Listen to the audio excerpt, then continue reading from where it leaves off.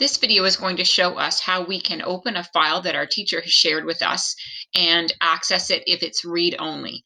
Your teacher shares files as read-only so that you don't type into his or her original file and change it in their computer. We only want to change the one that's ours. So the first thing we do is click on the file that we want to open. So if we click on this one, I already had it open, but I'll open it again. And my internet is quite slow, so we're just gonna wait for it to open up. Maybe you have this problem at home too at your house. So this is a read-only file. And so if I want to be able to type into that, I have to make a copy for myself. So just like your teacher takes her original or his original to the photocopier and makes a copy for you, on the computer you have to make your own copy. So we're going to go to File and choose Make a Copy. And when we choose make a copy, it's entire presentation or selected slides. So right now there are only 2 slides here that I can write on. So I'm going to choose entire presentation. It's going to ask me to give it a new name.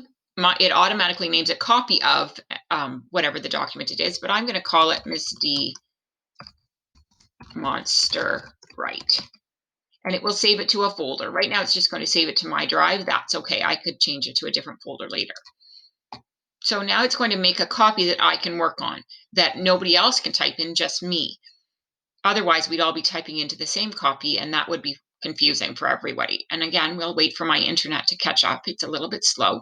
So you can see now that what's opening is my own, that has my own title, and I'll be able to do things with this. Now, this document is like a photograph. It's a PDF, so a photograph so even once we have our own copy, it won't let us write in it unless we make a text box to type in.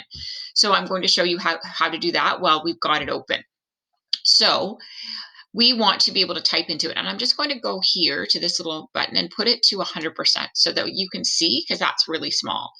Okay, so now that I've got it as 100%, I'm going to go here to this T, and that's text box. I'm going to click on that so that I can make a text box. And now I have this little plus, and that plus lets me drag and make a box that I can type in. So once I've made that box, I can click in there, and maybe step 1 is gather materials. And so then I've got my step 1 there. That might be where I draw a picture, or it might be where I type something. Maybe I want to type some more steps, so I'm going to click text box again and draw another text box here. And maybe I want to say gather materials. And I want to sneak my monster in, so maybe he needs a disguise. Maybe he needs a flashlight. I want him to come in at night. Maybe we need to have, I don't know, I can't think of anything, treats to lure him into the house. I have no idea. So those are the things that we'll do. So those steps I'm going to review again. We went to our classroom. We clicked on the document that we want to open. Once the document was open, we clicked on File and chose Make a Copy. And then once we've made a copy, then we can then go to our copy and choose text box and type in what we want to do. And this, anything you do here is automatically saving to your copy of the assignment. And then you can share it with your teacher or turn it in to your teacher, however your teacher has asked you to do that. And that way you'll have your own copy to turn in. And that is how you make a copy of something that your teacher shares so that you can type on it yourself.